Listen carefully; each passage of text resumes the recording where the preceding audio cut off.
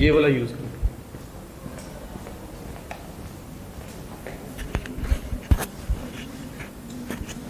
अस्सलाम वालेकुम स्टूडेंट्स। हाँ चलें बच्चों, बिस्मिल्लाह पढ़ लें, दुरूशी पढ़ लें, फिर हम आगाज़ करते हैं। बिस्मिल्लाहिर्रहमानिर्रहीम। अल्लाहुम्मा सल्लि अला मुहम्मदिन व अला आलि मुहम्मदिन कमा सल्लैता अला इब्राहीम व अला आलि इब्राहीम इन्नका हमीदुम मजीद। अल्लाहुम्मा बारिक अला मुहम्मदिन व अला आलि मुहम्मदिन कमा बारकता अला इब्राहीम व अला आलि इब्राहीम इन्नका हमीदुम मजीद। रब्बि इश्रह ली सदरी व यस्सिर ली अमरी वहलुल उक़दतम मिन लिसानी यफ़क़हू क़ौली। रब्बि ज़िदनी इल्मा रब्बि यस्सिर वला तुअस्सिर व तम्मिम बिल खैर व बिका नस्तईन।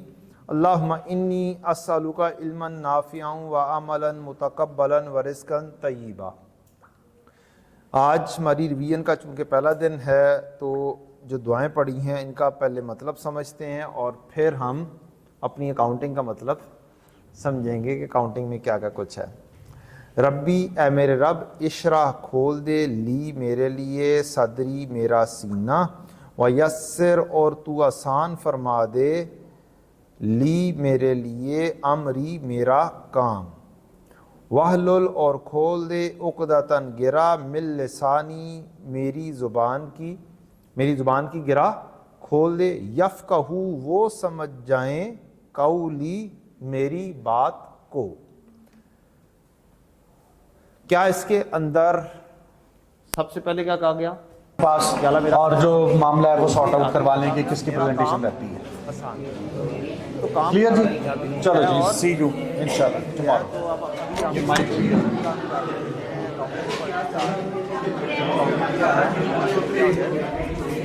काम है ना, हमारा ही काम है।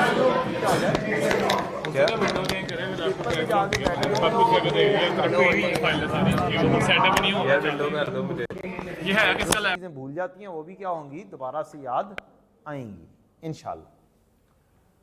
वहलुल उक़दतम मिन लिसानी और मेरी जुबान की गिरा खोल दे, यफ़क़हू कौली जो मैं बात कहूँ वो क्या हो जाए, दूसरे अगले समझ जाएं। अब आप पेपर में बैठ के कैसे बात कर रहे होंगे, कम्युनिकेट कैसे कर रहे होंगे? Through writing. या फिर अभी आपके लेवल पर एमसीक्यूज हैं तो आप क्या कर रहे होंगे, एमसीक्यूज को टिक कर रहे होंगे, तो ये आपकी कम्युनिकेशन होगी। तो ये भी क्या क्या है, असल में कम्युनिकेशन की बात है। तो ज़हन में जस्ट ये लेकर आए कि जो मैं आंसर कहूँगा वो आई के आपको क्या हो जाए, समझ लग जाए। तो इंशाल्लाह अगर गलत आंसर भी जाके हिट हो रहा होगा ना तो दिमाग में एक खलबली मच जाएगी, नहीं इसको दोबारा से रीचेक कर लें। रब्बी ए मेरे रब, यस्सिर तू आसान फरमा दे, वला तो अस्सिर तू इसमें मुश्किल ना डाल, व तम्मिम बिल खैर और इसे मुकम्मल कर दे, तमाम कर दे, बिल खैर खैर के साथ। अकाउंटिंग पढ़ने जा रहे हैं, अल्लाह तू इसे आसान फरमा दे और इसे मुश्किल ना फरमा और इसे क्या कर दे, खैर के साथ मुकम्मल फरमा। इंशाल्लाह मुकम्मल हो जाएगी, खैर के साथ मुकम्मल हो जाएगी। वह भी का नस्ताइन और हम तुझी से ही मदद मांगते हैं, इस्तिआनत तलब करते हैं। अल्लाहुम्मा इन्नी अस्अलुका, ए अल्लाह मैं सवाल करता हूँ, इल्मन नाफियन ऐसे इल्म का जो नफ़ा बख्श। तो अकाउंटिंग इंशाल्लाह पढ़ेंगे, अगली अकाउंटिंग्स पढ़ेंगे, सीए क्वालिफाई करेंगे, क्या होगा, नफ़ा बख्श होगा इंशाल्लाह। व अमलन मुतकब्बलन और ऐसे अमल जो मकबूल हो। हमें ज़रूरत क्या है, अगले जान में जाने के लिए अमल अच्छे करें और वो क्या हो जाएं, अल्लाह के यहाँ मकबूल भी हो जाएं। वरिज़्क़न तय्यिबा और ऐसा रिज़्क़ दे जो कि क्या हो, तय्यब हो, पाक हो। तो ये हम इंशाल्लाह रोज़ाना पढ़ा करेंगे दुआ, जितने दिन भी आपकी ये रिवीजन चलेगी इंशाअल्लाह अज़ीज़। तो आपको इंशाल्लाह ये याद भी हो जाएगी। इन रूटीन भी मेरी आदत है कि हम स्टार्ट इन्हीं दुआओं से ही करते हैं, चाहे वो R1 हो, चाहे वो CM में हो, चाहे वो R2 हो, चाहे वो MFA हो, उन सारे सब्जेक्ट्स के अंदर हम स्टार्ट यहीं से लेते हैं। अल्हम्दुलिल्लाह मैं इंट्रोडक्शन टू काउंटिंग पढ़ाता हूँ, फिर FAR1 पढ़ाता हूँ, फिर FAR2, CMA एंड MFA। ठीक, तो अल्हम्दुलिल्लाह सारे की जो मेन स्ट्रीम है अकाउंटिंग से रिलेटेड वो सारी मैं अल्हम्दुलिल्लाह पढ़ा रहा हूँ। अब आपके लेवल पर आपको इस वक्त रिवीजन की अशद ज़रूरत है। आप लोगों को पेपर हैं, तो ये आप लोगों के लिए एक अपॉर्चुनिटी क्रिएट की गई है कि आपको फ्री ऑफ कॉस्ट में एक छोटी सी मैं अपने तौर पर रिवीजन करवा दूं। अल्लाह ताला आप सबको क्या करे, पास करें। आज इतने नंबर ऑफ स्टूडेंट्स हैं, अपने दोस्तों को बताएं, उनको लेकर आएं और उन ताकि जो ये इसे कहते हैं एक हिसाब से सदका जारिया। दोस्तों से अपने जेलस नहीं होना कि यार मैं पढ़ गया हूँ, मुझे पता चल गया, दूसरा दोस्त को पता चल गया तो वो भी पास हो जाएगा, वो आगे निकल जाएगा। ऐसा कोई चीज़ें में ना रखें। सीए में एक दूसरे से कंपैरिजन करें ही ना, अपने आप को पॉजिटिव रखें। सीए में तो ये चीज़ चलती रहती है, एक बंदा आगे वो पीछे, दूसरा बंदा पीछे, फिर दूसरा बंदा आगे आप पीछे, तो ये काम सीए में चलता रहता है। एक दूसरे से कंपैरिजन नहीं करना। कोई आगे निकल गया तो भी कंपैरिजन नहीं करना, कोई पीछे रह गया तो भी फूले नहीं समाना कि वो पीछे रह गया मैं आगे निकल गया। ये ऐसे कंपैरिजन बिल्कुल भी ज़िंदगी में ना कीजिएगा। और एक नसीहत और, इंशाल्लाह आप कल को फ्यूचर में चार्टर्ड अकाउंटेंट होंगे। आज एफसीए हैं, कल को एसीए हो जाएंगे। अभी ये फ्यूचर चार्टर्ड अकाउंटेंट हैं, कल को एसोसिएट चार्टर्ड अकाउंटेंट हो जाएंगे इंशाल्लाह। तो चार्टर्ड अकाउंटेंट बनने के बाद बहुत सारे लोगों में एक अकड़ सी आ जाती है, ठीक, कि मैं पता नहीं क्या बन गया हूं। हम रहते हैं इंसान ही हैं। क्या रहते हैं? इंसान ही हैं। और इंसान चुटकी की मार है। हम कुछ नहीं पता कल किसकी मौत लिखी है, या पता है तो हम अच्छे तरीके से चलें, दैट्स वेरी गुड थिंग। हाथ में लग गई तो कोशिश कीजिएगा कल को गरूर ना आए। अल्लाह ताला को गरूर पसंद नहीं। लेकिन जी आगाज़ करते हैं। मैंने थोड़ी सी तबलीग करनी थी, वो मैंने कर ली है। ये एक बड़ी ज़रूरी चीज़ होती है कि इस्लामिक पॉइंट ऑफ व्यू से भी थोड़ी बहुत बात की जाए। अब हम आते हैं अकाउंटिंग की रिवीजन पर। बेसिक लेवल से आगाज़ करेंगे और जो आपको फाइनल अकाउंट वाला सवाल है उसमें से कम अज़ कम भी 20 में से 14-15 मार्क्स हासिल करना इंशाल्लाह मैंने सिखाने हैं। कम अज़ कम 20 में से 20 भी ले सकते हैं आप लोग। It's very easy to do final account अगर आप तरीके से चलें तो। चलना वैसे है जैसे पेपर में बैठ के हमने काम करना है। फाइनल अकाउंट को वैसे करना है जैसे पेपर में करना है। जैसे भी पढ़ा अल्हम्दुलिल्लाह पढ़ा हुआ है हमने, जस्ट कन्वर्जन करनी है किस हिसाब से, पेपर पॉइंट ऑफ व्यू से। Let's start. बुक कीपिंग क्या होता है जी? बुक कीपिंग और अकाउंटिंग में डिफरेंस सामने लिखा हुआ है, छुपा देता हूं। कुछ जा क्या डिफरेंस है जी बुक कीपिंग और अकाउंटिंग में? Which one is heavier? Accounting. Accounting में क्या कुछ आ जाता है, ठीक है, उसके अंदर बुक कीपिंग भी शामिल होती है, उसके अंदर जर्नल एंट्री करना भी शामिल है, टी अकाउंट भी बनाना, फिर ट्रायल बैलेंस भी बनाना, फिर वहाँ से statement of financial position, statement of comprehensive मुकम्मल फाइनेंशियल स्टेटमेंट्स बनाना उसमें शामिल है। जबकि बुक कीपिंग के अंदर जस्ट एक हिसाब से एंट्री की इसकी रिकॉर्डिंग है। चलें, रिकॉर्डिंग डबल एंट्री और accounting summarising classifying these transaction to produce financial statement. ये जस्ट समरी है। बिजनेस की क्लासिफिकेशन ट्रांजैक्शंस की, आपकी सिंपल वर्सेस कॉम्प्लेक्स। ये कॉम्प्लेक्स कौन सी हो सकती हैं जी? जिसमें कॉम्प्लिकेटेड एंट्रीज कह सकते हैं, 2-3 या 4 आइटम्स लाइन आइटम्स हो जाती हैं। अभी तो आपने ज़्यादा क्या पढ़ी हैं, 2 लाइन आइटम्स या मैक्सिमम 3, इससे भी ज़्यादा हो सकती हैं, 4 भी हो सकती हैं। R1 में पढ़ेंगे इंशाल्लाह 4 वाली भी, ठीक है जी। 5 भी हो सकती हैं लाइन आइटम्स डबल एंट्रीज की। Simple versus complex, one of versus ongoing. One of कौन सी होगी जी? जो कभी कभी होनी है, जैसे कि प्रॉपर्टी प्लांट एंड इक्विपमेंट का खरीदना कभी कभी होना है, ठीक। जबकि सेल करना एक रूटीन का है, परचेज करना एक रूटीन की चीज, तो ऑनगोइंग होगी। कैपिटल और रेवेन्यू ट्रांजैक्शंस, कैपिटल ट्रांजैक्शन कौन सी होंगी? हमने पढ़ा कैपिटल एक्सपेंडिचर और रेवेन्यू एक्सपेंडिचर, पढ़ा हुआ है ना। तो कैपिटल एक्सपेंडिचर जो कि स्टेटमेंट ऑफ फाइनेंशियल पोजीशन में लैंड करना है, और रेवेन्यू एक्सपेंडिचर्स जो प्रॉफिट एंड लॉस में या स्टेटमेंट ऑफ कॉम्प्रिहेंसिव इनकम में लैंड करना है। बड़ा आसान सा अगर मैं बात करूं इजी वे में। इसी तरीके से कैपिटल रेवेन्यू भी हो सकता है, कैपिटल रिसीट और रेवेन्यू रिसीट कौन सी हो सकती है? क्या फर्क होगा? जब हम सेल करते हैं तो पैसा जो आएगा वो क्या होगा? रेवेन्यू रिसीट, ठीक। लेकिन जब ऑनर पैसा देगा तो वो क्या होगा? कैपिटल रिसीट, ठीक है। कैश डेबिट और कैपिटल क्रेडिट, तो ये क्या चीज हो जाएगी? कैपिटल रिसीट और capital revenue receipt. Elements of financial statements, elements में और कंपोनेंट्स में क्या फर्क है? कंपोनेंट ऑफ फाइनेंशियल स्टेटमेंट्स और एलिमेंट्स ऑफ फाइनेंशियल स्टेटमेंट दो मुख्तलिफ वर्ड्स हैं। एलिमेंट्स कौन से हैं और कंपोनेंट्स कौन से हैं? चले मैं नाम ले लेता हूं, asset, liabilities, equity, income, expenditures. ये क्या चीज है? एलिमेंट या कंपोनेंट? ये एलिमेंट्स हैं। ये क्या है? Elements of financial statement.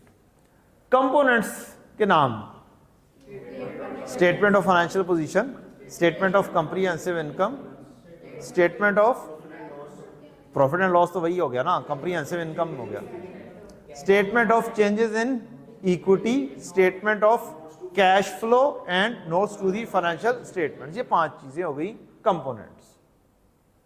अब ये एमसीक्यू हो रहे हैं आपके, which one of the following elements? Elements में दरमियान में स्टेटमेंट ऑफ कॉम्प्रिहेंसिव इनकम लिखा हो, या which one of the components उसके अंदर एलिमेंट्स फिट इन किए हों, ठीक। अब चलें अगली बात भी अब कर लेते हैं। बात शुरू हुई है स्टेटमेंट ऑफ कॉम्प्रिहेंसिव इनकम की। इसके कोई 2 पार्ट्स पढ़े होंगे आपने।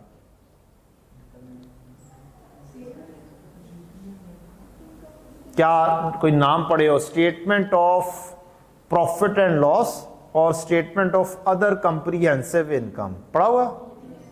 फाइनल काउंट के चैप्टर में लिखा हुआ है, चैप्टर 1 में नहीं लिखा हुआ। मैं इस वक्त रिवीजन करवा रहा हूं। क्या करवा रहा हूं? तो मैं हो सकता है दरमियान में कोई बातें कहां से कर रहा हूं, एंड वाले चैप्टर से भी कर रहा हूं।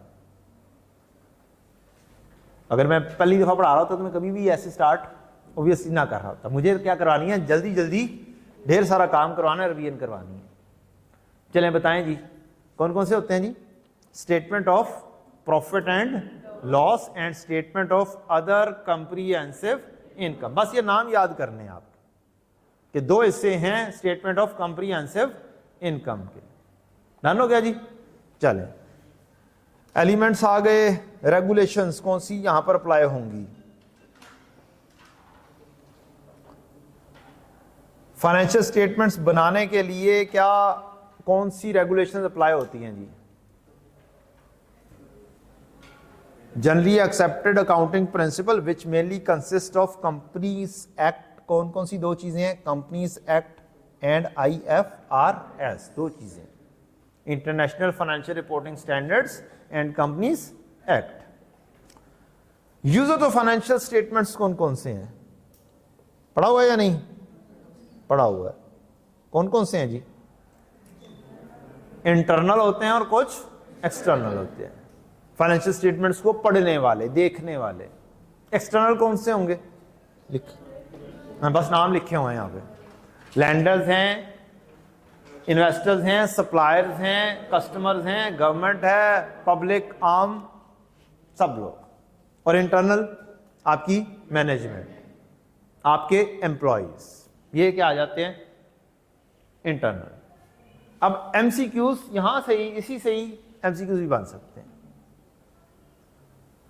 Which of the following are the external users of financial statements? दरमियान में एक या 2 फिट इन किए होंगे। कौन से? Internal. Which of the following are not internal users? Not internal का मतलब क्या है? एक्सटर्नल, ठीक है ना? तो नोट का भी हमें पता होना चाहिए। अच्छा जी, डेबिट एंड क्रेडिट रूल्स। आपके छोटी छोटी सी बातें हैं, आपका एसेट्स, आपके एक्सपेंसेस और आपकी ड्राइंग्स क्या होती है, डेबिट होती है। डेबिट नेचर पर है, इनकी नेचर क्या होती है, डेबिट होती है। और लायबिलिटी, इक्विटी और इनकम की नेचर क्रेडिट होती है। लायबिलिटी, इक्विटी और इनकम की नेचर क्रेडिट होती है। और एक और रूल है हमारा कि खब्बा डेबिट ते सज्जा क्रेडिट आपस के विच की होंदे ने बराबर, ऐसी है ना, left side debit, right side credit, दोनों आपस में क्या होते हैं, बराबर, हमेशा बराबर होते हैं। जर्नल एंट्री कर रहे हो तब बराबर, टी अकाउंट बनाएं तब अल्टीमेट बराबर, ट्रायल बैलेंस बनाएं तब बराबर, जब हम स्टेटमेंट ऑफ फाइनेंशियल पोजीशन बनाते हैं तब भी क्या होती है, बराबर होती है। एक अकाउंटिंग इक्वेशन भी पढ़ी होगी, वो क्या है,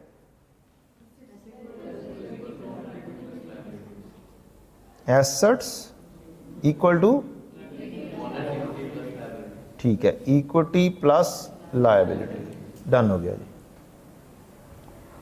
तो यहां पर भी क्या है, एसेट किस नेचर पे है और इक्विटी या लायबिलिटी किस नेचर पे है, क्रेडिट। तो डेबिट एंड क्रेडिट आपस में क्या हो गए, बराबर हो गए। ये अकाउंट के नेम है, ये आपको आते हैं। शुरू करते हैं जी एक क्वेश्चन। इस क्वेश्चन के अंदर इंशाल्लाह आपकी इतनी कॉम्प्रिहेंसिव हो जाएगी रिवीजन कि आपको तकरीबन सारी बातें रिवाइज इंशाल्लाह हो जाएंगी, मेजरली बहुत सारी बातें। पहले बैकग्राउंड समझना है। ये एक पर्सन है जिसके 3 बच्चे हैं। कितने बच्चे, तीनों बच्चों के पास एक अदद मोटरसाइकिल है। ये मोटरसाइकिल पे अब्बा जी को तंग करते हैं। हर कुछ अरसे बाद क्या कहते हैं कि अब्बा जी चेन ख़राब हो गई है, अब्बा जी ऑयल चेंज करवाना है, फिल्टर चेंज करवाना है, ट्यूनिंग होनी है। इस तरह के काम ये तीनों बच्चे करते रहते हैं। और एक दिन अब्बा जी के पास एक बच्चा आता है तो 4 दिन बाद दूसरा आ जाता है। अब्बा जी हुणे तो कराया सी काम, और वो बच्चा कहता है कि वो तो बड़े भाई ने करवाया था, चाहे खुद ही करवाया हो। अब्बा जी को क्या करते हैं, थोड़ा बहुत डोज देते हैं। तंग आकर उन्होंने क्या किया है, रूटीन के आइटम्स जो हैं जैसे ऑयल है, एयर फिल्टर है, ऑयल फिल्टर है, ये सारी चीज़ें क्या करती हैं, उन्होंने खरीद कर होलसेल मार्केट से लेकर आ गए हैं। ये अब हमने माइंडसेट बनाना है। और अकाउंटिंग किस हिसाब से होती है, अब आपने ये बताना है। बिजनेस के हिसाब से होती है कि बिजनेस किस चीज का है। डन। अब किस चीज का बिजनेस करने जा रहा है ये बंदा, अब इसका ये सिचुएशन थी बैकग्राउंड में। अब आज अब्बा जी जिस जॉब पे थे वो रिटायर हो गए हैं और उन्होंने एक मोटरसाइकिल के पार्ट्स का क्या कर दिया, बिजनेस शुरू कर दिया। This is the background of the question. Each have a bike. 1 year ago, Mr. Wasim bought air filter, oil filter and oil for the bikes from wholesale shop. Now, Mr. Wasim decided to start business of motorcycle parts. Very quickly, transactions भी लिखी हुई हैं, साथ ही journal entry लिखी है। Started business with 900,000 through cash. मतलब क्या, business में कैश आएगा, कैश डेबिट और capital credit. Next, invested in business 8 lakh through cheque. Bank में पैसा आ गया, बैंक डेबिट हो जाएगा और कैपिटल क्रेडिट हो जाएगा। बैंक भी बढ़ गया और कैपिटल भी बढ़ गया। बैंक एक करंट एसेट, नॉन करंट, 2 किस्म के एसेट्स होते हैं ना, एक करंट और एक नॉन करंट। तो इसमें बाइफर्केशन, करंट एसेट्स की कोई लिस्ट बता दे जी बेटा, आप बताएंगे करंट एसेट्स की लिस्ट।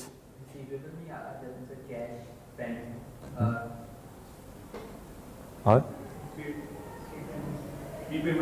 प्रीपेमेंट्स और एडवांसेस। एडवांसेस कौन से, advances to supplier, done, okay. और इन्वेंट्री या स्टॉक, इन्वेंट्री या स्टॉक, रिसीवेबल्स, हर किस्म का रिसीवेबल एक एसेट है, करंट एसेट हो गए। फिर प्री पेमेंट्स हो गई, एडवांसेस टू सप्लायर हमने दिए वो हो गया, बैंक में पैसा हो गया, कैश में पैसा हो गया। ये क्या है, करंट एसेट्स की लिस्ट है। Next entry, bought air condition, brought या बॉट, इंग्लिश पढ़ना जरूरी है। क्या लिखा हुआ है जी, brought air conditioner from home to business amounting rupees 40,000 की एंट्री हो जाएगी जी। बॉट नहीं लिखा हुआ बेटा, ब्रॉट लिखा हुआ है, गौर से पढ़ना है, इसीलिए तो मैंने बोला बॉट नहीं लिखा हुआ। क्या लिखा हुआ है? ब्रॉट। फ्रॉम होम भी लिखा हुआ है, घर से, घर के अंदर एसी लगा हुआ था, घर का एसी उतारा और लेकर बिजनेस में दुकान पे लाकर लगा लिया। एयर कंडीशनर या property plant and equipment debit और कैपिटल क्रेडिट। हर किस्म की पर्सनल चीज ऑनर की अगर बिजनेस में आ जाएगी तो वो क्या कहलाएगी? बिजनेस के लिए कैपिटल। क्या अल्फाज यूज कर रहा हूं? लिखने लिख लें बेशक। हर किस्म की पर्सनल चीज जो ऑनर, हर किस्म की पर्सनल चीज अगर बिजनेस में आ गई तो वो क्या कहलाएगी? बिजनेस के लिए कैपिटल कहलाएगी।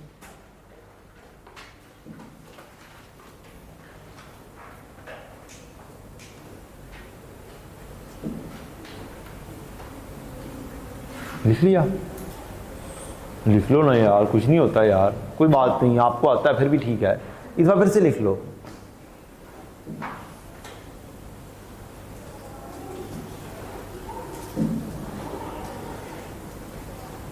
अभी हमने बड़े बड़े काम करने हैं, अभी हमने टी काउंट को एक सिंगल लाइन में कन्वर्ट करना सीखना है, बहुत सारे काम करने हैं, फाइनल काउंट बनाना है, सीखना है, तो उसके लिए बेसिक्स को जरा स्ट्रॉन्ग करना है हमने। पहले नंबर पे बेसिक्स को स्ट्रॉन्ग करेंगे, दूसरे नंबर पर हम बढ़ेंगे मेनली फाइनल काउंट की तरफ और बाकी बहुत सारे एमसीक्यूज की तरफ। ये जितनी आइटम्स होंगी ये सारे के सारा एक एक एडजस्टमेंट से मैं 4-4 किस्म के एमसीक्यूज बना सकता हूं एक सिंगल जनरल एंट्री से, ठीक। और अगर मैं बना सकता हूं तो आईके वाला भी बना सकता है। फोकस रखना है नॉलेज के ऊपर, रट्टे से इज्तनाब करना है। मार्केट के अंदर बहुत सारी चीजें भी एंड पर आपको मिलेंगी, असाइनमेंट्स, ये वो करें, जरूर करें, लेकिन नॉलेज क्या है? पहली प्रायोरिटी। प्रैक्टिस के लिए जरूर करें, लेकिन उसको रट्टा लगा के पास होने की कोशिश ना करें। आगे R1 में बड़ा नुकसान होगा, CMA में नुकसान होगा। यहीं से बेस बननी है, यहीं से आगे चलना हमने। ले जी, brought air conditioner, not bought. क्या लिखा हुआ जी? Brought air conditioner from home to business amounting to 40,000। तो अकाउंटिंग एंट्री हो जाएगी प्रॉपर्टी प्लांट एंड इक्विपमेंट या office equipment, fix asset debit और कैपिटल क्रेडिट। चलें जी, इसकी एंट्री क्या बनेगी?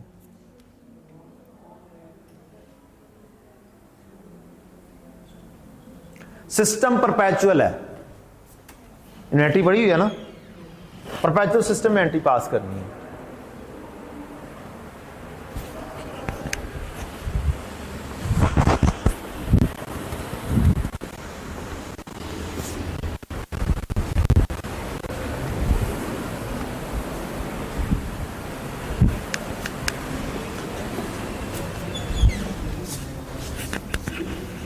सिस्टम कौन सा जी? इन्वेंट्री का परपेचुअल सिस्टम।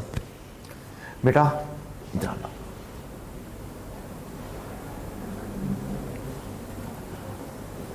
एक तो किसी को कहना मेरी पानी की बोतल दे जाए प्रिंसिपल ऑफिस से, दूसरा चाय का कह जी। एंट्री क्या होगा? इन्वेंट्री डेबिट और कैपिटल क्रेडिट। जब सिस्टम कौन सा होगा? परपेचुअल। और अगर पीरियोडिक सिस्टम हुआ तो फिर परचेजेस डेबिट और कैपिटल क्रेडिट। वेल डन, आपको तो आता है माशाल्लाह से। परचेजेस या इन्वेंट्री डेबिट और capital credit depending on the system. चलें फिर इसकी एंट्री बनाएं जी। ओ यार ये नजर आ रही है। Mister Wasim paid shop rent for month of July 10,500 and security deposit rupees 50,000 from personal cash. Capital to drawing, देख लेना, अन्यवा काम नहीं करना, मैं पहले बोल रहा हूं, गौर से करना है। मैंने इसलिए साथ ही एंट्री लिखी थी तो छुपा दी है, नजर ही ना आ रही हो।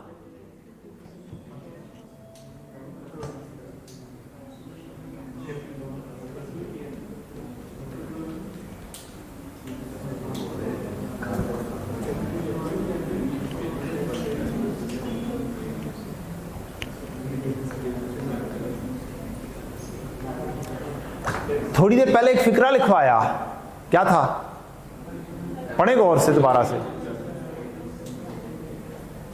हर किस्म का पर्सनल कोई भी चीज हो, वो अगर बिजनेस में आ रही है तो क्या हो रहा है, कैपिटल कहलाएगा।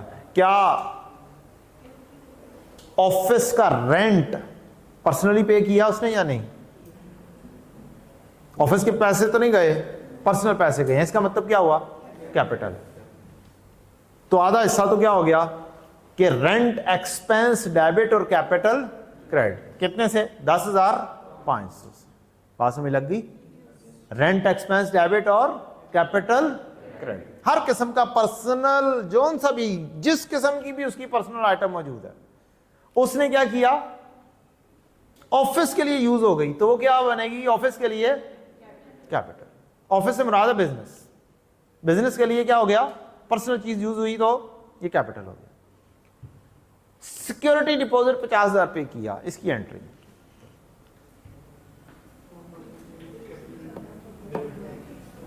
सिक्योरिटी डिपॉजिट क्या होता है? एक्सपेंस पक्का देख लेना। आप लोग गए रेंट पर शॉप खरीद लेने के लिए, उसने कहा जनाब 2 महीने का रेंट क्या होगा, सिक्योरिटी होगी। क्या होगी, सिक्योरिटी। अब आप हर महीने पैसे पे कर रहे हैं, रेंट पे कर रहे हैं, वो सिक्योरिटी पड़ी हुई है उसके पास, वापस लेंगे या नहीं लेंगे? अगर दुकान छोड़ देंगे तो क्या कहेंगे, जनाब ये तो क्या, ये एक्सपेंस है, नो प्रॉब्लम, नो टेंशन, पैसा ही पैसा, ये वो। क्या करेंगे, पैसे वापस लेने हैं? तो ये सिक्योरिटी डिपॉजिट अगर हम पे कर रहे हैं, ये एक ऐसी चीज है जो पैसे वापस रिसीव करने। पास में लग गई? और हर किस्म का रिसीवेबल एक एसेट होता है, ये भी लिख लें अपने पास। हर किस्म का रिसीवेबल एक एसेट होता है। ये उसकी मर्जी चीज है, पैसे रिसीव करने हैं या किसी और मद में पैसे लेने हैं, तो ये क्या है, रिसीवेबल है, और रिसीवेबल एक एसेट होता है।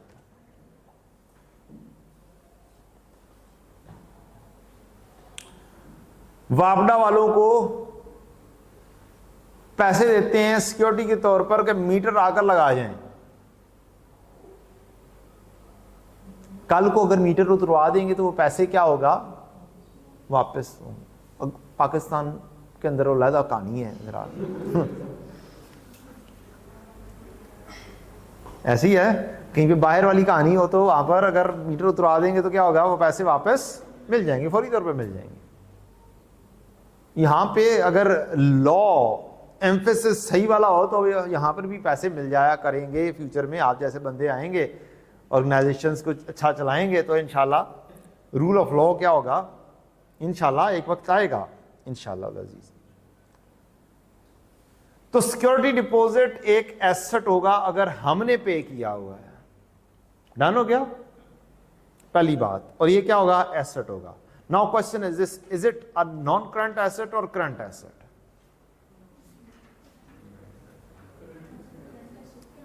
चांसेस ज्यादा क्या है, अगले साल में ही पैसे वापस ले लेने हैं क्या?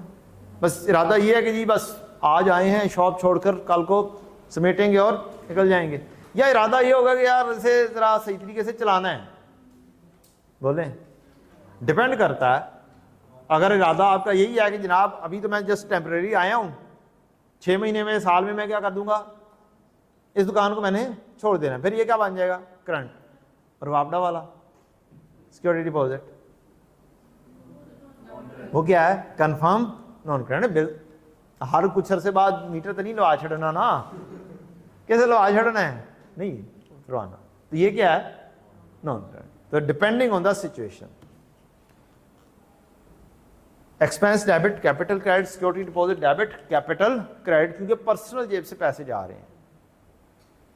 ठीक हो गया। तो 4 5 6 सिचुएशन में कैपिटल आ रहा है। नंबर 1 कैश के जरिए, नंबर 2 बैंक के जरिए पैसा है, नंबर 3 फिक्स एसेट में भी कोई पर्सनल चीज आ गई तो दूसरी साइड पे क्या है, नंबर 4 कोई एक्सपेंडिचर पर्सनल जेब से पे कर दिया है, बिजनेस का था तो भी कैपिटल, कोई और एसेट है सिक्योरिटी डिपॉजिट जैसे वो भी पर्सनल जेब से पैसे हो गए तो ये भी क्या होगा, कैपिटल हो गया। तो ये कैपिटल की ओवरऑल रिवीजन होगी कि कैपिटल कैसे कैसे रेज हो सकता है। साथ ही हमने पीरियोडिक और परपेचुअल के हिसाब से भी परचेजेस और इन्वेंट्री की भी रिवीजन कर ली कि ये पीरियोडिक है और ये परपेचुअल है। और परपेचुअल और पीरियोडिक सिस्टम का तो पता है ना बच्चों, पढ़ लिया हुआ है ना। अगर नहीं पढ़ा तो फिर तो पैसे की ना है, पेपर देने का फायदा ही कोई नहीं। रट्टे वाली सिस्टम से ही जाएंगे फिर।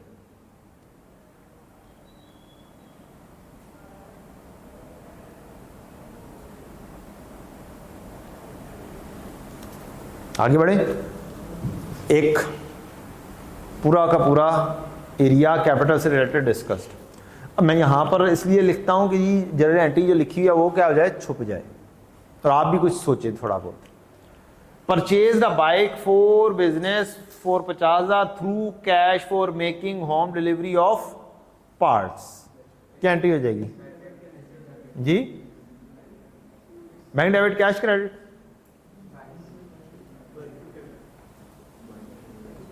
बोलो। बाइक डेबिट और कैश, परचेजेस क्यों, परचेजेस क्यों? पार्ट्स का तो काम है। अब ऑफिस के लिए एक फिक्स एसेट खरीदा जा रहा है ताकि कल को फ्यूचर में डिलीवरीज करवाई जा सके। इसका ये मतलब नहीं है कि डिलीवरीज हो रही हैं। इसका मतलब क्या है, बाइक का पर्पस बताया जा रहा है क्यों खरीदा है। ठीक, तो बाइक एक क्या है, एसेट है, नॉन करंट एसेट है। मुझे जरा आप ये बताएं classes of non current asset या क्लासेस ऑफ फिक्स एसेट कौन कौन सी हैं? Classes of fixed assets, machinery, अच्छा, लैंड, आगे आगे बड़े जल्दी करें, ऑफिस इक्विपमेंट। यानी देर देर बार क्यों आ रही है, या आनी चाहिए ना चुटकी में? बोलो, क्लासेस का नहीं पता? Class of fixed asset depreciation के चैप्टर में पढ़ा होगा, नहीं? चलो फिर लिख लो जल्दी जल्दी। Classes of fix asset. थोड़ी देर बाद आपने बोला हाँ हाँ हाँ हाँ ये तो था, हाँ ये पढ़ा हुआ है। हाँ आ रही है Aahista Aahista. Land, building, plant and, जज़ाकल्लाह। यार यहां पे कोई एक आधा एसी चला दो। अच्छा चल रहे हैं एसी तो, एक और एसी जरा सही तरह से ऑफ करके ऑन करो भाई। Plant and machinery, office equipments और vehicles, furniture and fixtures. Software किसने बोला? Software class of fix asset में आता बेटा। ऐसे ही नहीं बच्चा फेल होता कि पूछा कुछ जाए और जवाब कुछ हो। सॉफ्टवेयर इनटेंजिबल एसेट है। क्या है? इनटेंजिबल एसेट है। Land, building, plant and machinery, office equipment, vehicles, furniture and fixture, ये मेजर हैं क्लासेस ऑफ फिक्स्ड एसेट। ठीक है। अब फर्नीचर ये वाला भी फर्नीचर है, ये चेयर्स भी फर्नीचर हैं, बेड भी फर्नीचर है, सोफा सेट भी फर्नीचर है। ठीक, जो अलमारी के फिक्स हुई होती है वो क्या है, फिक्सचर है। अब ये सब एक ही कैटेगरी की चीजें हैं, एक ही जगह पे फिट इन होनी है।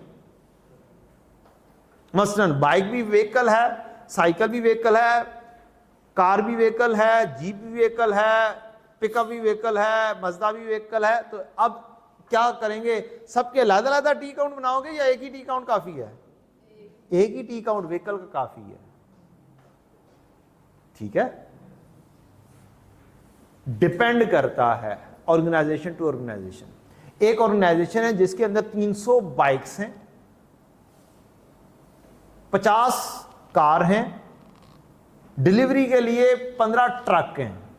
अब इनके लिए क्या है, अच्छा है कि ये अलग-अलग अकाउंट बना लें, vehicle dash car, vehicle dash bikes, vehicle dash trucks.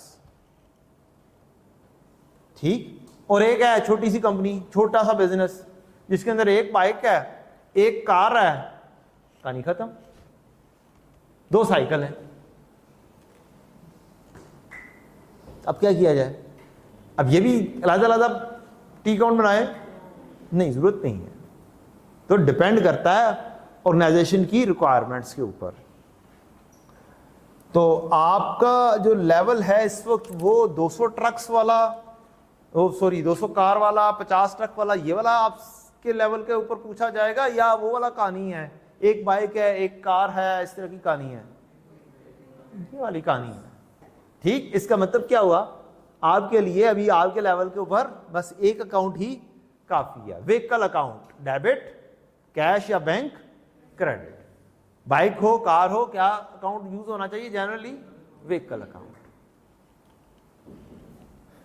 Yes, यार आपका इंतजार था जनाब, गला खुश्क हो गया जनाब, इसे तर्क करना थोड़ा सा। Thank you.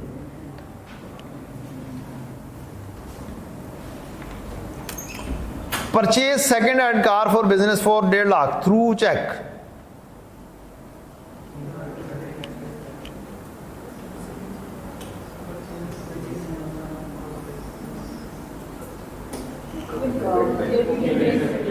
फिर कार डेबिट, व्हीकल डेबिट और bank credit. Well done. Purchase office equipment 5,000 for cash and 11,000 through cheque. Office equipment debit, cash credit 5,000 से और बैंक क्रेडिट 11,000 से। ऐसे भी कर सकते हैं, और 2 अलग-अलग ट्रांजेक्शन कर दें वो भी कर सकते हैं। Means office equipment debit, cash credit 5,000 से एक एंट्री, और ऑफिस इक्विपमेंट डेबिट और बैंक क्रेडिट 11,000 से दूसरी एंट्री, और कंबाइन करके भी हो सकती है। इक्विपमेंट, कैश और bank at a time. 3 line items हो गई। जो भी थोड़ी देर पहले कॉम्प्लेक्स एंट्री की बात की थी, तो ये कॉम्प्लेक्स नहीं है, ये तो सिंपल सी है। ठीक हो गया, आगे बढ़े, हमने टाइम वेस्ट नहीं करना, जल्दी जल्दी क्या करना है, गो थ्रू करके अगले चैप्टर्स की तरफ मूव करना है। Purchase office furniture 12,000 on account. On account का मतलब क्रेडिट। एंट्री क्या बन जाएगी? फर्नीचर अकाउंट डेबिट, पक्का नजर लिखा हुआ है जहां। अब बताओ, फर्नीचर डेबिट क्रेडिट, क्रेडिट ना कर दें, रीजन? क्रेडिटर कब यूज होगा?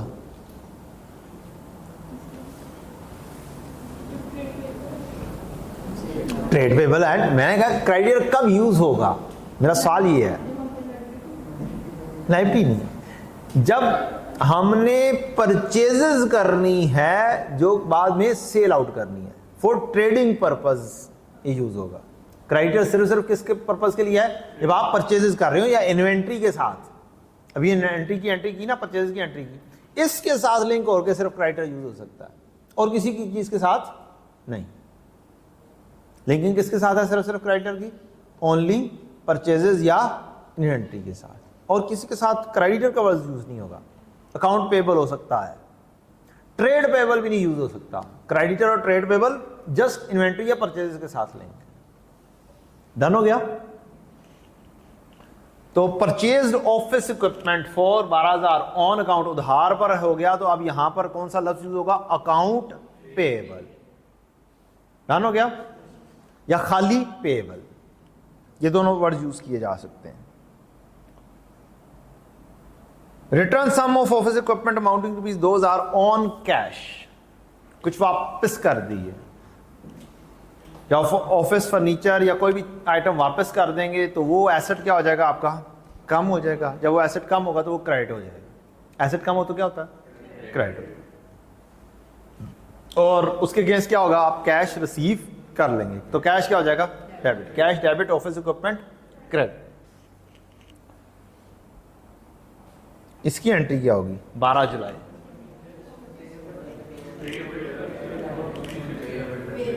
Payable debit, office furniture credit. ठीक है, फर्नीचर एंड फिक्सचर भी लिख सकते हैं, जो मर्जी लिख दें। ठीक है।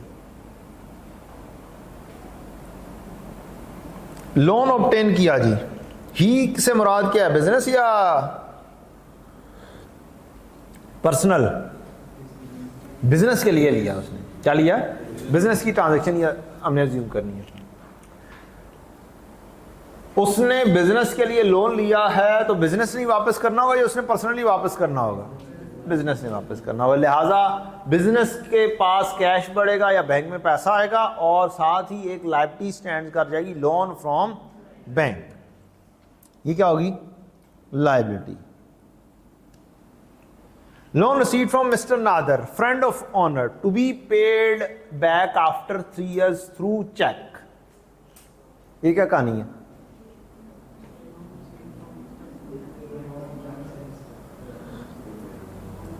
मजीद पैसे चाहिए थे, अब बैंक नहीं दे रहा था, तो उसने क्या कहा? ऐसा करता हूं, अपने एक दोस्त से लोन ले लेता हूं। 3 साल बाद उसको कहा कि 3 साल बाद पे करूंगा। तो मेरा दोस्त नहीं, मुझे ज़रूरत है, 3 साल बाद पेमेंट होगी। अच्छा चलो ठीक है, ले लो। तो बैंक डेबिट और लोन फ्रॉम नादिर, ये क्या है? Current liability, non current liability? Non current liability कौन सी होती है? क्या? जो मोर देन 1 ईयर। क्या? 1 साल?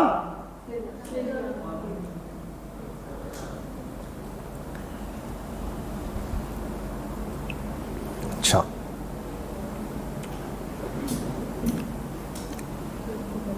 आपने परचेजेस की, क्या की? आइटम्स की सेल आउट करने के लिए 15,000 की, उधार पर ली, क्रेडिटर 15,000। इसको आपने पेमेंट करनी है 2.5 साल बाद। करंट और नॉन करंट?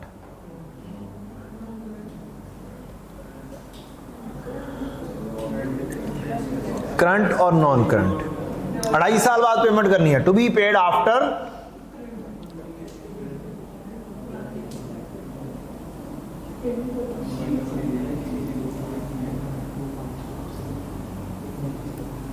बताएं जी। वाई करंट 2.5 साल बाद पेमेंट करनी है जी। अमाउंट बहुत कम है। हुन दसो 15 मिलियन हो गई है और 1 से पर लगाना है। ये लो, अब बताएं।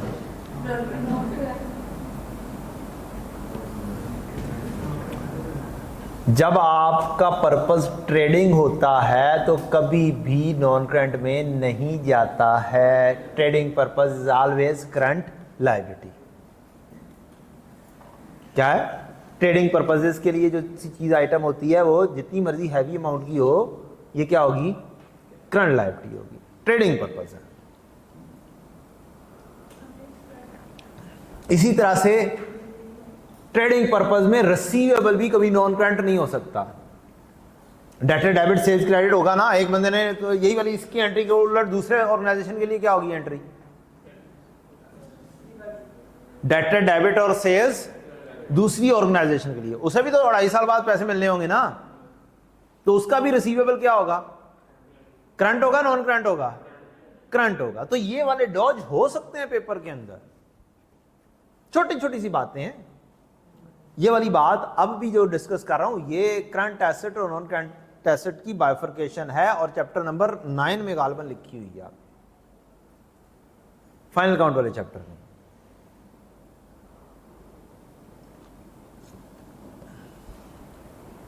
बात क्लियर होगी?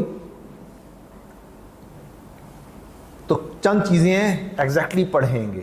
ट्रेडिंग पर्पस क्या होता है, ऑलवेज करंट, नॉन करंट ऐसे नहीं बोल सकते, चाहे 3 साल बाद पेमेंट होनी है, चाहे 2 साल बाद पेमेंट होनी है, चाहे 5 साल बाद पेमेंट होनी है, ठीक है। दूसरे करंट और नॉन करंट की जो 12 महीने की कहानी है ना, ये आपने ईयर एंड से देखनी होती है, डेट ऑफ ट्रांजैक्शन से नहीं देखनी। इसको बोलते हैं टाइमलाइन। क्या बोलते हैं, कभी देखी है या नहीं? क्यों में देखी है? Why not in accounting? Chapter 4 में कौन सा नाम याद नहीं, एक्रूअल प्रीपेमेंट्स। हाँ, एक्रूअल प्रीपेमेंट तो हम करते ही क्या है, जस्ट एक टाइमलाइन बनाएंगे, कहानी खत्म हो जाएगी, उसी के ऊपर पूरा सवाल सॉल्व इंशाल्लाह। कोशिश यही है 5 दिनों के अंदर आपको फाइनल अकाउंट भी क्वेश्चन करवाना है, रिवीजन में सारे चैप्टर्स हमने रिवाइज करने हैं इंशाल्लाह, और कंप्रीहेंसिवली करने हैं। ये नहीं है कि जी बस चलाऊ काम, कंप्रीहेंसिवली इंशाल्लाह बड़े डिटेल में बातें करेंगे।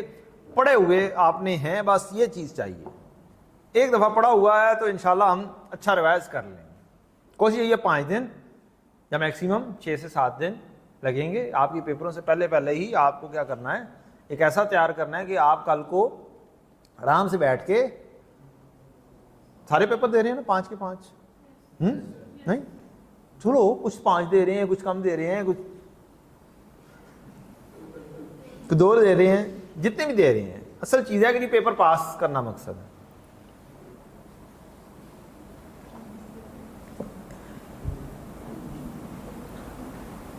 थोड़ा सा जोशीले हों, 5 अगर पेपर की फीस दी हुई है तो फिर कर गुजरें एक दफ़ा। अगर कम की दी है, 2-3 पेपर की दी है, तो फिर तो 5 दे नहीं सकते।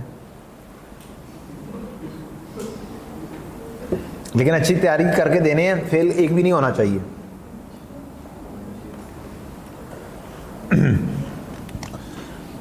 कौन कौन से बैच से हैं वैसे? ए से कौन से हैं और बी से? ए से, अच्छा ठीक है, गुड।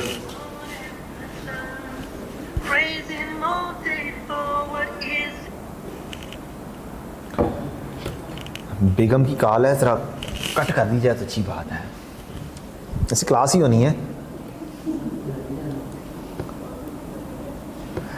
अच्छा जी, transaction related with purchases. Purchase goods for cash, हमने चीजें गुड्स ली हैं फॉर कैश। परचेज अकाउंट भी आ सकता है और इन्वेंट्री, ये पीरियोडिक सिस्टम, ये perpetual system. Goods purchase through cheque, purchase या इन्वेंट्री डेबिट और बैंक क्रेडिट। आगे बढ़ते हैं स्पीड में। Purchase motorcycle parts on credit, चलें इसकी एंट्री आपने पास करनी है, बताएं। Purchase motorcycle parts,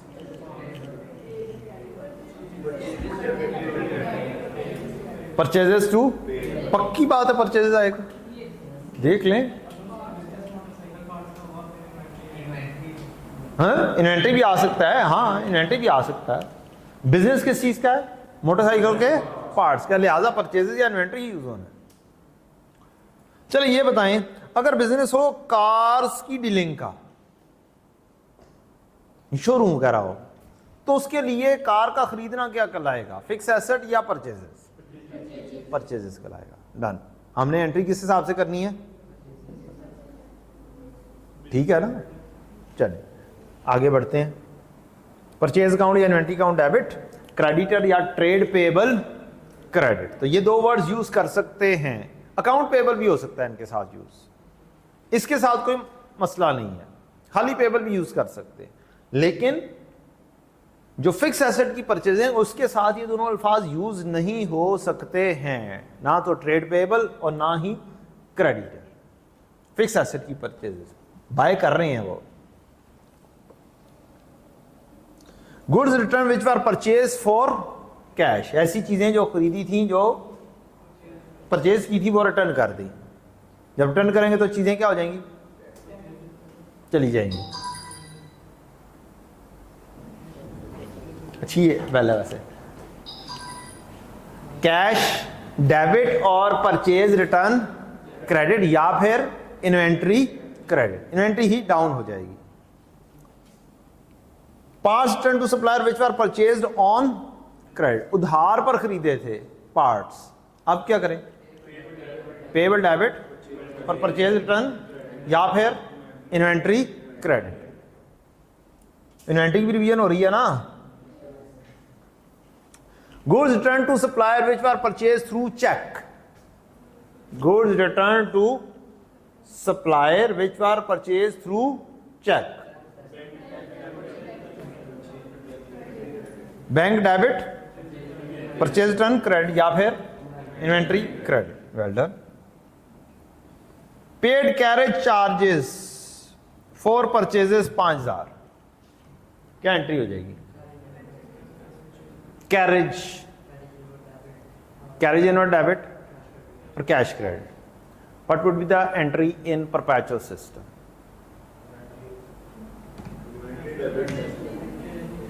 carriage inward की एंट्री परपेचुअल सिस्टम में क्या होगी,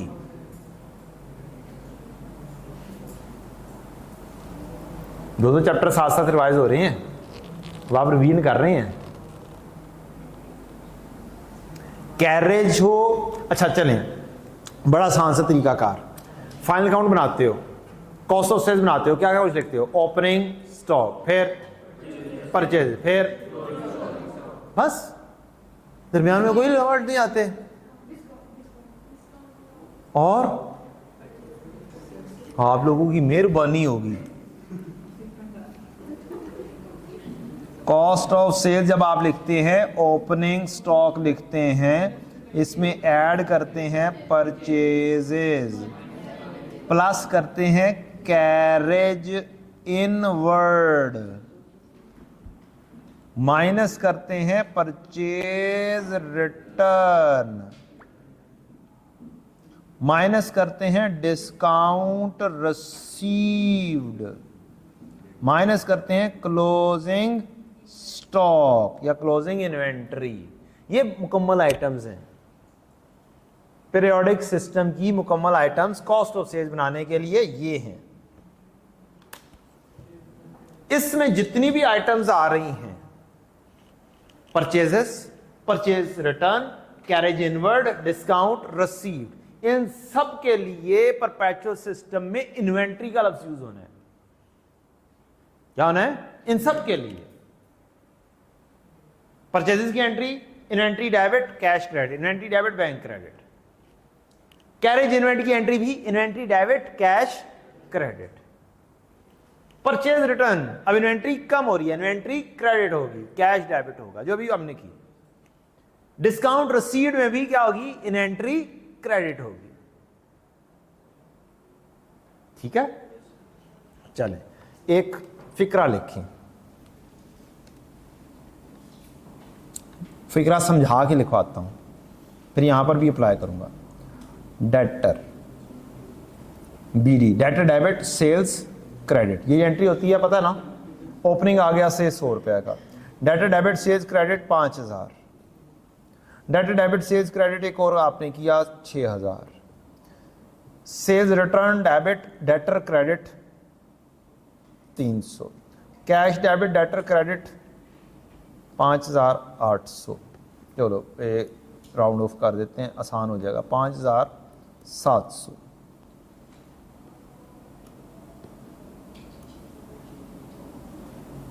क्लोजिंग बताएं।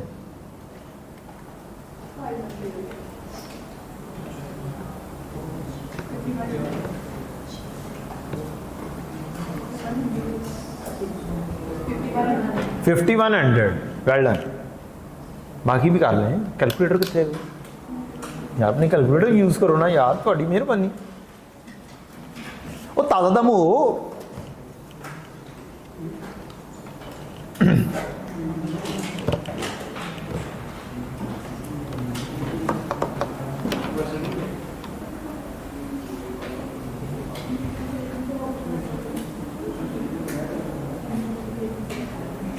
जुबानी भी हो सकता था ये तो। इधर 6000 ही पूरा किया, 6000 से कर गया 5100 बच जाना है, ठीक है। लेकिन कैलकुलेटर पे आपने कैसे किया? क्या आपने 5000 जमा 100 ऐड किया, जमा 6000 ऐड किया, इसमें से ये दोनों क्या किए? माइनस किया। ऐसे ही है ना। डेटर की नेचर क्या है? डेटर्स की नेचर डेबिट है। इसका मतलब आपने क्या किया? इस डेबिट में क्या किया? डेबिट को क्या किया? इस डेबिट को क्या किया? इस क्रेडिट को क्या किया? इस क्रेडिट को क्या किया? लेस किया। तो फिर एक फिक्रा हो गया, डेबिट नेचर है, इसमें डेबिट की एंट्री क्या होगी? ऐड, और क्रेडिट की एंट्री क्या होगी? लेस।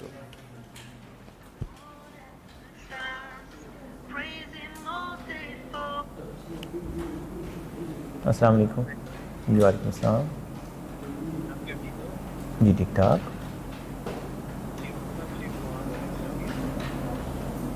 किधर से?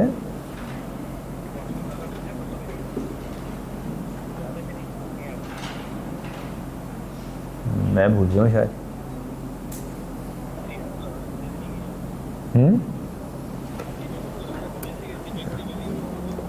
अच्छा, परसों नहीं हुई थी वो काफ़ी दिन हो गए हैं उसे। हाँ, मैं इस वक्त ना क्लास पढ़ा रहा हूँ। आपने आना था और आपने काम करवाना था।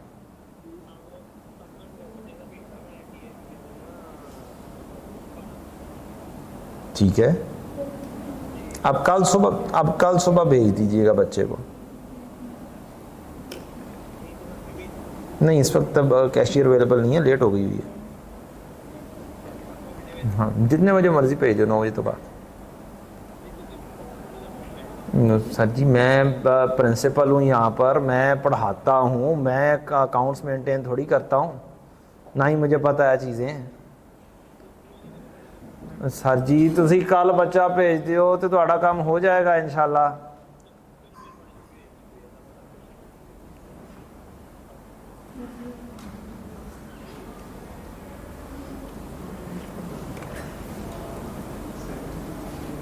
गलती कर बैठा बंदे नूं नंबर दे के।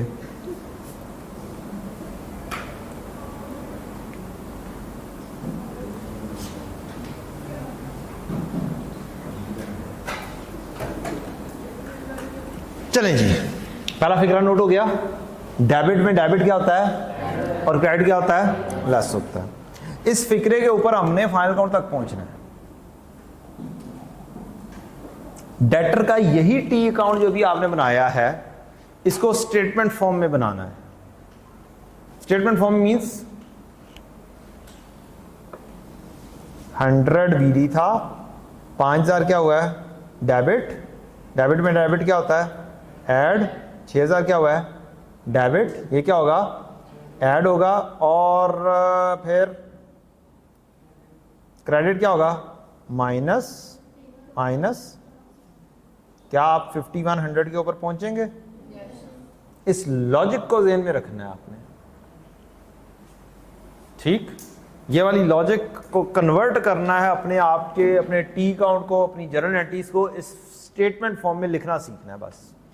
या आपने लिखना सीख लिया तो आपका फाइनल काउंट ऐसे चुटकी में होगा इंशाल्लाह, ठीक।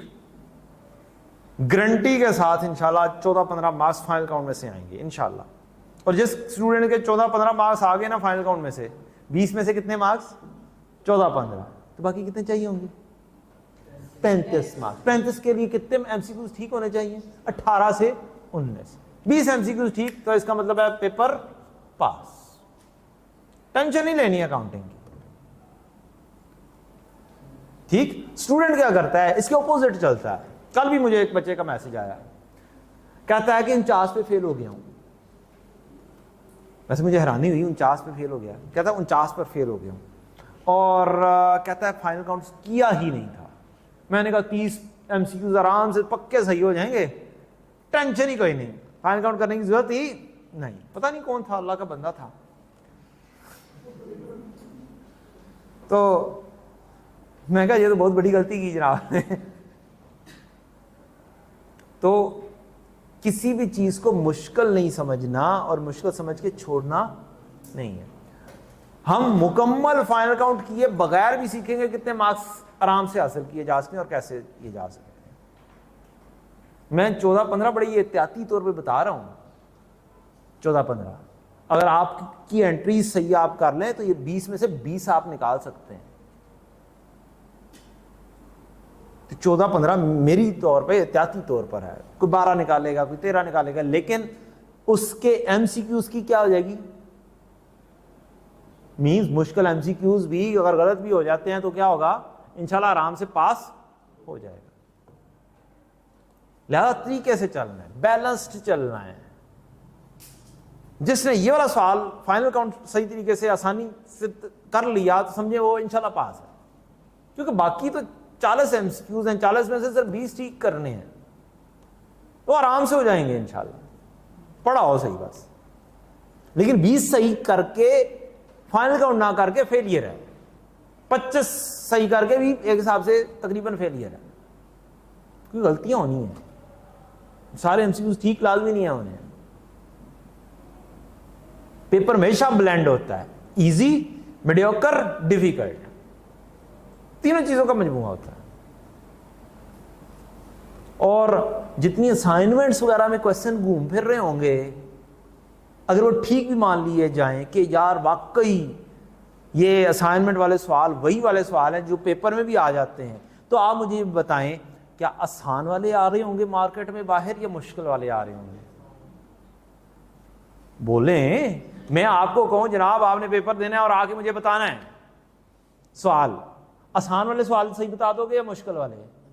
आसान वाले आप बता सकते हो, और मुश्किल वाले तो कहोगे कि यार उस तरह का सवाल एक आया था, कॉम्प्लिकेटेड किस्म का था, पता नहीं क्या था, इस तरह का था, मिलता जुलता था, ये बता सकते हो। एग्जैक्ट 100% आइडिया नहीं दे सकते, लेकिन एक आसान सवाल को आप 100% आइडिया भी दे सकते हो कि ये वाली चीजें थी, 3 चीजें थी और ये वाली चीज मालूम करनी थी, या थ्योरेटिकल कोई एक आधी चीज और समझ गए हो। तो लिहाजा कोई भी किसी भी किस्म की असाइनमेंट्स से मैं मना नहीं कर रहा, लेकिन करें जरूर, लेकिन पहले फोकस किसके ऊपर होना चाहिए? कॉन्सेप्ट्स के ऊपर। कॉन्सेप्ट्स डिटेल में अच्छे तरीके से किए हो, पेपर फेल नहीं होता इंशाल्लाह। और कॉन्सेप्चुअली स्टडी टेस्ट जस्ट की हो विद MCQs, उसके एडिशनल प्रैक्टिस क्वेश्चंस किए हो, कॉन्सेप्चुअली किए हो, फेल नहीं होगा इंशाल्लाह। और थ्योरी को गौर से पढ़ाओ। लें जी, दूसरा फिक्रा फिर अब आप खुद बता दें क्या होगा।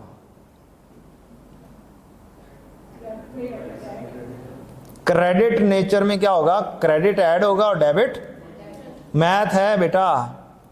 इसी तरह से क्रेडिटर का अकाउंट बेशक बना लेंगे। क्रेडिट नेचर में क्रेडिट एंट्री ऐड होगी और डेबिट एंट्री लेस होगी। ये बस फिक्रे के ऊपर हमने 2-3 दिन मेहनत करनी है और फिर हमने फाइनल काउंट के अंदर जंप इन कर देना है। ठीक है, अल्लाह अकबर कबीरा। ले जनाब, लेट्स स्टार्ट। हमने थोड़ी सी बातें फाइनल काउंट की तरफ भी जाने वाली बातें करनी है ताकि हम बिल्कुल बोर ना हो जाए ये बच्चों वाले एंट्रीज करते हुए। कुछ गुड्स चोरी हो गई हैं, 2000 की गुड्स चोरी कर ली हैं। Some of goods are stolen by thief, 2000 रुपया, क्या एंट्री पास होगी?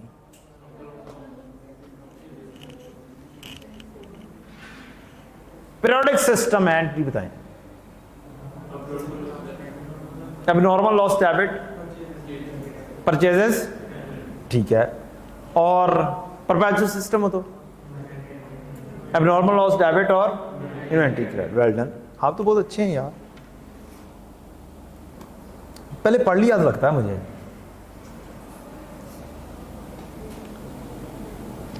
चलें अगली सही, अगली एंट्री में फंसा लेंगे।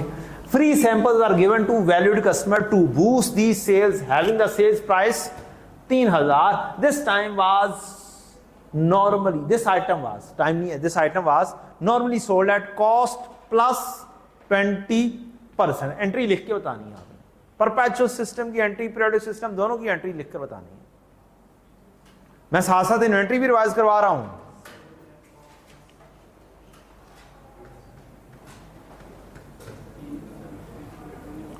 Free samples were given to valued customers to boost the sales, having sale price 3000. This item was normally sold at cost plus 20%. This time नहीं है, this item है. एंट्री लिखनी है आपने पीरियोडिक सिस्टम, परपेचुअल सिस्टम दोनों की.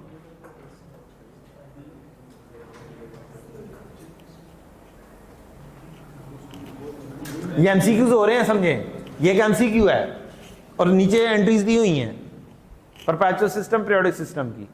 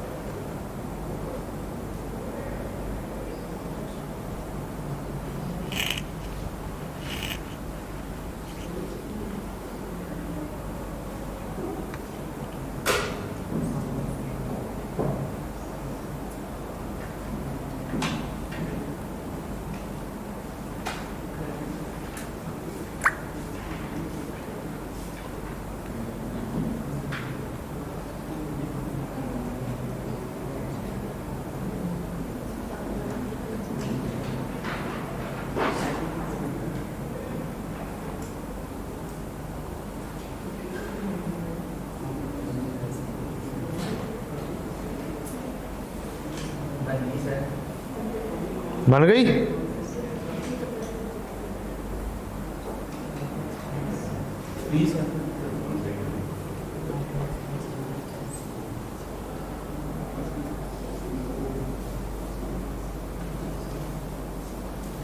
हाँ जी.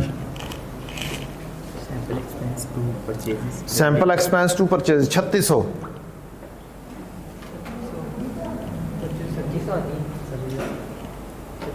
Marketing expense, मुझे ये बताओ एंट्री ऐसे ही लिखा करोगे फ्यूचर में? एंड डेबिट केड़ा तो क्रेडिट केड़ा है? कोई हाल नहीं तेरा शहजादे. डेबिट लेफ्ट साइड पे लिखा करते होते हैं. और मैंने जनरल नहीं सीखा? सीखा ना, तो उसके अंदर क्या करते होते हो? स्टार्ट वाली चीजें भूल गए हो तुमने. कितने की है एंट्री भाई? जबानी कर ली है. कितने की? 2500 की. क्या एंट्री की? फ्री सैंपल एक्सपेंस डेबिट और उसके बाद परचेजेस क्रेडिट. अगर परपेचुअल है तो इन्वेंटरी क्रेडिट.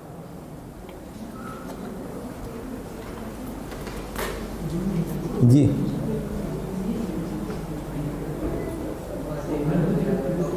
सेल्स क्यों किया है? सेल्स क्यों आया यहाँ पे? यहाँ पर क्या है? ऐसे नहीं करना ना. जी बेटा, क्या एंट्री पास की? 3600 क्यों लिया है? किस लॉजिक के तहत? कॉस्ट प्लस 20% का मतलब क्या है? मार्कअप का फार्मूला लगना है. मार्कअप और मार्जिन वाला, दो चीजें पढ़ी होंगी आप लोगों ने. क्या लगनी है? सेल प्राइस 3000 है तो कॉस्ट पर कॉस्ट कम होगी कि ज्यादा होगी? बोले कॉस्ट कम होगी. कॉस्ट के ऊपर एंट्री होती है. एंट्री सही कर रहे हैं. एडवर्टाइजमेंट एक्सपेंस, कोई मार्केटिंग एक्सपेंस, कोई सैंपलिंग एक्सपेंस डेबिट, और परचेजेस क्रेडिट होगा या इन्वेंट्री क्रेडिट होगा. अब यहां पर फिर मार्कअप मार्जिन की बात आई है तो मैं यहां पर आपको 2 अदद फार्मूला का गिफ्ट देने लगा हूं. कैसे करते होते हैं आप लोग? मार्कअप मार्जिन मालूम करना है, कैसे मालूम किया बेटा?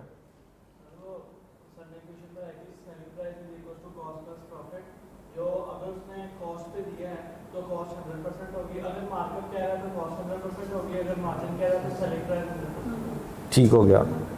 और फिर उसको बेस बना के दूसरा बैलेंस बनाएंगे, फिर कहीं पे जाके फिट इन करेंगे और फिर ठीक है जी, पढ़ाया बिल्कुल ठीक है। अब हमने इसका क्या बनाना है, शॉर्टकट। मैंने बात की थी ना, मैं 7 शॉर्टकट भी सिखाऊंगा, एग्जामिनेशन के शॉर्टकट्स भी होंगे।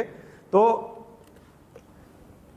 आपको ये चीज सिखाई गई है, cost plus profit is equal to sale price, यही सिखाई गई है जी, ठीक है। अब उन्होंने कहा कि अगर कॉस्ट 100 होगी तो कॉस्ट प्लस होगा, मार्कअप होगा तो कॉस्ट 100 होगी। अब ये एक लम्थी तरीकाकार माइंड सेट करने का है। मैं एक छोटी सी इक्वेशन बनवाऊंगा, आपको फार्मूला बनवा दूंगा इसी फार्मूले से, cost plus profit is equal to cell.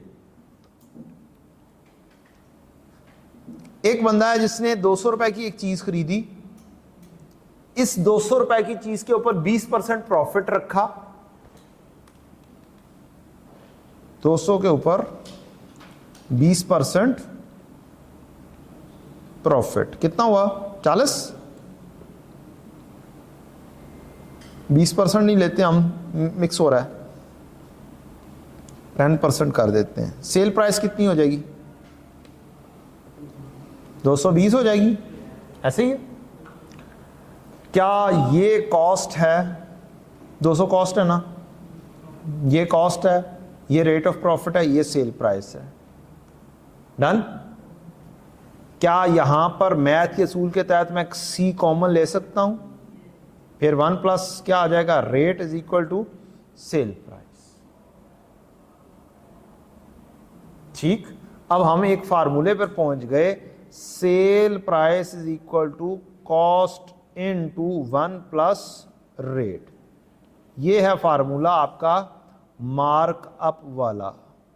कौन सा फार्मूला है, मार्कअप वाला। अब आपको सो ज्यूम करने की जरूरत नहीं पड़नी कि कौन सी चीज 100 होगी, कौन सी चीज 100 नहीं होगी। अब आपने जस्ट देखना है कि मार्कअप लगना है या मार्जिन लगना है, ठीक। मार्कअप वाला हुआ फार्मूला बना कैसे, मैंने वो सिखा दिया। अब इसी के अंदर अगर हमारे पास सेल प्राइस है 3000 सेल प्राइस लिख सकते हैं, कॉस्ट चाहिए तो सेल प्राइस को डिवाइड बाय 1 प्लस रेट से डिवाइड कर सकते हैं, तो क्या आ जाएगा, कॉस्ट आ जाएगी। मीन्स हमें लंबी चौड़ी सोचने की जरूरत नहीं पड़ेगी। मैंने ये वाला फार्मूला बीकॉम में सीखा था जब मैं बैचलर कॉमर्स कर रहा था, बाकी बातें आसान की बात।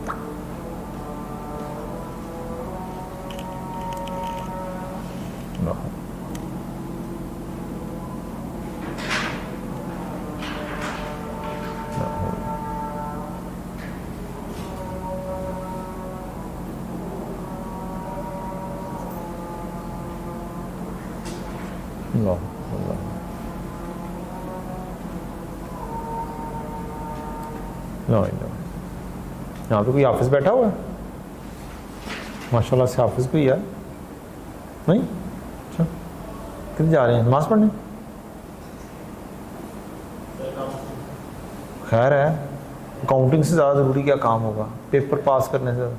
इससे भी ज़्यादा ज़रूरी काम है। ओ यार आखिरी हो गई, मर्जी है थोड़ी, जाना है चले जाए, नो प्रॉब्लम, नो टेंशन, अल्लाह खैर रखे। मार्कअप की बात हो गई। अगली चीज़ है मार्जिन। मार्जिन होता है सेल के ऊपर प्रॉफिट। फार्मूला यही होता है, cost plus profit is equal to cell.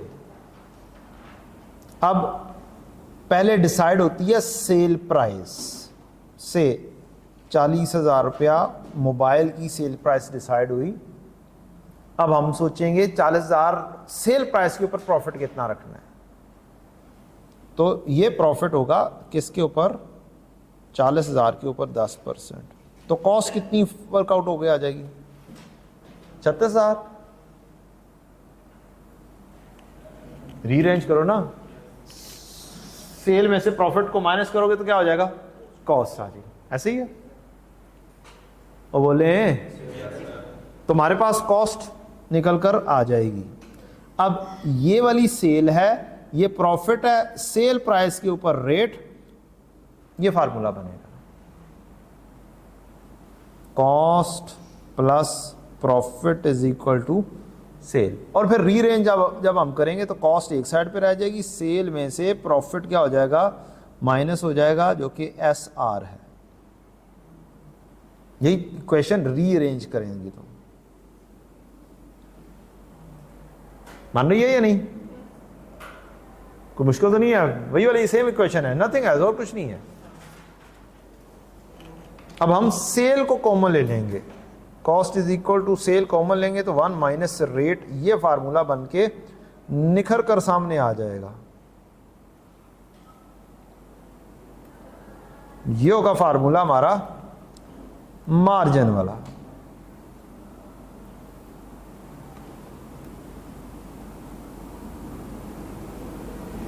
Margin markup. तो बात हो रही थी कि ये मैंने फार्मूलाज बीकॉम में सीखे थे जब मैं बैचलर्स ऑफ कॉमर्स कर रहा था। उसके बाद मैं सी में आया, डायरेक्टली आर्टिकल्स में आया और सेल्फ स्टडी की मैंने। मुझे पता भी नहीं था कि इनको मार्कअप और मार्जिन बोलते हैं। Throughout my study career मुझे नहीं पता था इनको मार्कअप बोलते हैं या मार्जिन कोई लफ्ज भी होता है इनके लिए, कोई पट लफ्ज होता है। क्योंकि एग्जामिनर कभी भी एक सिंगल वर्ड के ऊपर नहीं बात करता, वो बोलता है markup on cost, markup on sale, profit on cost, profit on sale. वो सही तरीके से बात करके बयान करता है। मुझे बस ये पता था ऑन सेल प्रॉफिट होगा तो क्या चीज लगनी है, और ऑन कॉस्ट होगा तो कौन सा फार्मूला लगना है, या कॉस्ट प्लस का मतलब क्या है। और थ्रू आउट माई कैरियर मैंने यही वाला फार्मूला यूज करके स्टडी की हुई है। ठीक। और जब से मैं पढ़ा रहा हूं, 7-8 साल पढ़ाते हुए हो गए हैं, यही वाला फार्मूले के जरिए पढ़ा रहा हूं। बेस वहीं से शुरू करता हूं जो आपने पढ़ी है, कॉस्ट प्लस प्रॉफिट। लेकिन मैं उस चीज के ऊपर नहीं जाता कि जी 100 ये होगा और 100 ये होगा। जस्ट एक फार्मूला बनवाता हूं कि ऐसे ऐसे फार्मूला बना हुआ है, ये फार्मूला है, इसको यूज करना है बस। मार्कअप होगा तो ये वाला फार्मूला, मार्जिन होगा तो ये वाला फार्मूला। अगला सवाल आता है कि जी सर याद कैसे करना है, इस स्टेप के ऊपर याद कैसे करना है, यही मसला आता है ना। बड़ी आसान सी कहानी, याद करने की कहानी आगे अगली जगह भी है। यहाँ पे याद करना है, मार्कअप का फार्मूला है, पता है ऑन कॉस्ट है, क्या है ऑन कॉस्ट है ना, प्रॉफिट ऑन कॉस्ट। और ये मार्जिन जो होता है ये क्या होता है, ऑन सेल। तो बेटा जिस चीज के ऊपर प्रॉफिट होना है ना, ब्रैकेट ने उससे अप्लाई होना है, मल्टीप्लाई होना है। क्या होना है, बस ये याद रख लें, ब्रैकेट ने मल्टीप्लाई किससे होना है, नहीं, अगर ये ऑन कॉस्ट प्रॉफिट है तो ब्रैकेट ने मल्टीप्लाई कॉस्ट से होना है। अगर बेस ऑन सेल है तो ब्रैकेट ने मल्टीप्लाई किससे होना है, सेल से होना है। ये बात याद रख लीजिएगा, अगर कभी भूल भी जाए तो ये कॉस्ट लिख दिया, ब्रैकेट मल्टीप्लाई हो गई। अगर ये कॉस्ट है तो दूसरी साइड पे क्या होगी, सेल होगी। डन। 1 ने आना ही आना है। अब कॉस्ट में प्रॉफिट ऐड करते तो सेल प्राइस बनती है, या कॉस्ट में से प्रॉफिट लेस करते तो सेल प्राइस बनती है। तो फिर यहां पर क्या चीज आनी चाहिए, प्लस आर। याद हो गया फार्मूला? अब भूलेगा इंशाल्लाह नहीं, कभी भूल भी जाए तो ये बस बात ये ज़हन में लेकर आओ, दोबारा से फार्मूला आराम से पेपर के ऊपर लिखा जाएगा। ऑन सेल है तो ब्रैकेट मल्टीप्लाई किससे होगी? सेल से। तो दूसरी साइड पे क्या होगा इक्वेशन की? कॉस्ट, ब्रैकेट मल्टीप्लाई हो गई, 1 आना ही आना है। अब सेल में से प्रॉफिट लेस करें तो कॉस्ट बनती है, या सेल में प्रॉफिट ऐड करें तो? लेस करते हैं तो प्रॉफिट लेस हो जाएगा और कॉस्ट पे हम पहुंच जाएंगे। फार्मूला याद होगी? ठीक है, कभी भूलेगा इंशाल्लाह नहीं। जब कभी भूलने लगे तो ये वाली बात याद कर लेना, ब्रैकेट से मल्टीप्लाई किसने होना है, दूसरी साइड फिट इन हो जाएगी। पेपर के ऊपर लिखा जाए तो मसला सॉल्व करना नहीं होता। लेकिन जी मार्कअप और मार्जिन की कहानी याद करने की भी हो गई। हाउ टू रिमेंबर,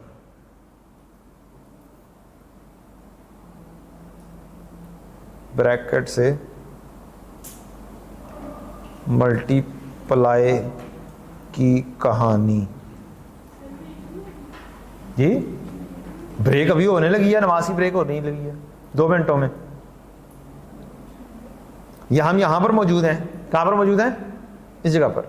ये वाला काम करके ये यहां पर ट्रांजेक्शन खत्म होने लगी है, यहां पर हमने एंड करना। ये वाला हम काम कर रहे थे। Free sample were given to valued customer to boost the sales having sale price 3000। This time was normally this item was normally sold at cost plus. ये कॉस्ट प्लस जब आएगा तो कौन सा फार्मूला लगना है? मार्कअप का। एडवर्टाइजमेंट या marketing expense debit, purchase credit. ये पीरियोडिक सिस्टम हो गया। परपेचुअल सिस्टम होगा तो क्या होगा? इन्वेंट्री क्रेडिट होगी। फार्मूला जब आपने ये लगाया, जब आपने फार्मूला लिखा, आपके पास सेल प्राइस थी, ये वाली एंट्री कॉस्ट पर होती है। ठीक, किस पर होती है? आपको कॉस्ट वर्कआउट करनी है। फार्मूला लगाया, नेक्स्ट आपने फार्मूला लिखा S is equal to C into 1 plus R। आपके पास सेल प्राइस मौजूद थी, आपको कॉस्ट पर पहुंचना था, आपने फार्मूले को रीअरेंज किया। सेल प्राइस 3000 थी, डिवाइड बाय 1 प्लस 0.2, 1.2 से डिवाइड किया तो आपका आंसर 2500 आ गया। आपने एंट्री पास कर दी। अब नाउ चॉइस इज योर्स। आज से ऑनवर्ड चॉइस आपकी है, इधर फार्मूला और क्या 100% क्या है। जो आसान लगे उसको ऑप्ट किए रखें। मैं कभी भी पढ़ाऊंगा तो मैं ऐसे ही पढ़ा रहा हूँ। Some bikes parts given to ED Foundation having bearing sales label price 3500. Normally these types of items are sold at 25% markup on sale. अब कौन सा फार्मूला लग रहा है? मार्जिन वाला। ऑन सेल है, सेल प्राइस ही गिवन है, सेल लेबल प्राइस 3500 है। तब आपको कहां पर पहुंचना है? वंस अगेन कॉस्ट पर पहुंचना है। ईदी फाउंडेशन को दिया तो ये क्या हो गया? डोनेशन हो गई। क्या हो गई? एक डोनेशन हो गई, एक चैरिटी हो गई। ठीक, इन्वेंट्री की रिवीजन तकरीबन सारी हो गई है इन्वेंट्री के चैप्टर की। मेजरली वैल्यू क्या हो जाएगी? चुप करके फार्मूला लिख छोड़ना है कि फार्मूला कौन सा है, कौन सा वाला फार्मूला है, मार्कअप या मार्जिन? मार्जिन का फार्मूला है। चुप करके मार्जिन का फार्मूला लिखेंगे। क्या है भला? सेल के ऊपर बेस करेगी, मल्टीप्लाई दूसरी side 1 minus rate. You do have the sale price 3500, 1 minus 0.25, answer आ जाएगा। होपफुली आपका एमसीक्यू जल्दी हो जाएगा। Charity expense debit, purchases credit, या फिर चैरिटी एक्सपेंस डेबिट और इन्वेंट्री क्रेडिट।